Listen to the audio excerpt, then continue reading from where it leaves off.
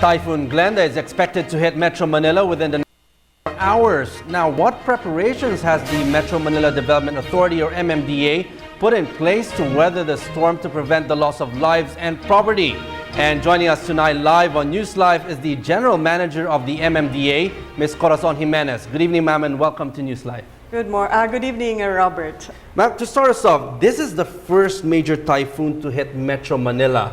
Now, what are the lessons learned from previous typhoons, and what are the contingency measures now that are in place? Lessons learned is actually starts now with the people already asking what they can do, and they're the ones already heeding to the warnings of Pag-asa, and whatever they hear on radio or what they see on television, they're doing it already on their own. That's one thing we are glad about, and very encouraging, no? Among our informal settlers especially. Now, contingency, as of tonight, we already deployed 490 traffic enforcers, our people from the Parkway Clearing Group, from our flood control, and of course our sidewalk clearing, in tandem with some of our local government units, DRRMO officers. Now, ma'am, flooding has always been a major concern during typhoons. Now, are all the waterways, to include the Pasig, Marikina, and San Juan rivers, dredged? Yes, we actually started doing this as far as Terroblis is concerned sometime in April for 2.5 months, but we never really stopped the clogging and dredging. But sometimes when people ask, how come it's still flooding? No? Chairman Tolentino has already informed the public before that, you know, we could not avoid flooding at all. And there are 23 areas that we have identified in Metro Manila that are really flood prone. And these are the areas now that we are have set out our composite teams to watch, no? And actually also continue cleaning and the clogging. Now, having the informal settlers along those danger zones, how many now have been relocated to safer areas? Actually, last year, we were mandated to take out from the 8 major riverways about 20,000 families. Almost 12,000 have been removed, actually, and relocated. And I think more are coming based on the reports of the different local government units of Metro Manila. Now, the traffic, that's a big problem during these times of typhoons. Now, what are the contingency plans?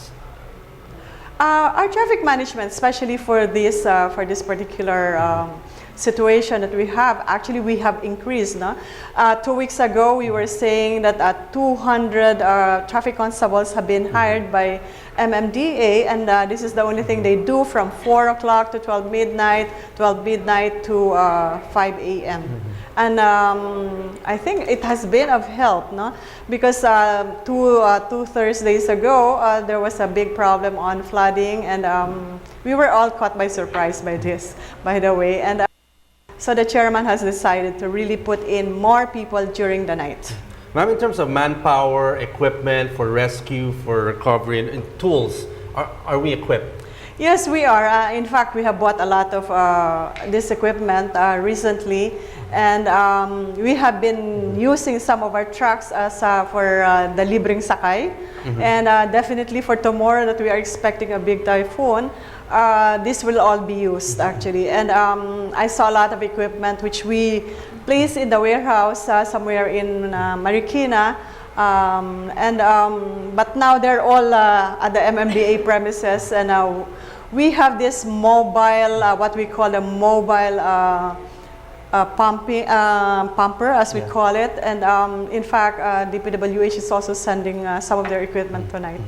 Now, ma'am, looking back again from lessons learned from previous typhoons, now how is the coordination now with the local government units as well as the volunteers who might want to help during these times of Robert, crisis? we saw this yesterday when we called of the Metro Manila Disaster Risk Reduction Management Council.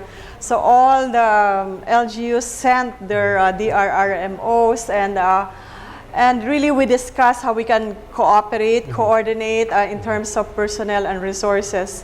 And we saw and we heard them saying they're all prepared. Same thing as us, MMDA has been saying that we have really a coordinated way of doing things now in Metro Manila.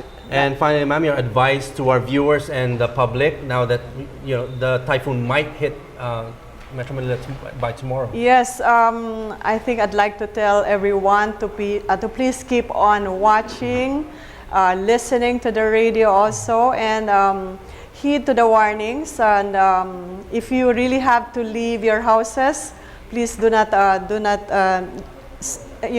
hesitate to do so.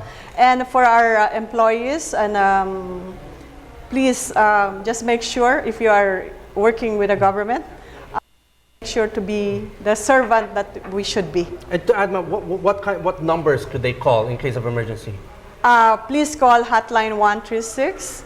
And for our flood control information center, we have 882-0925.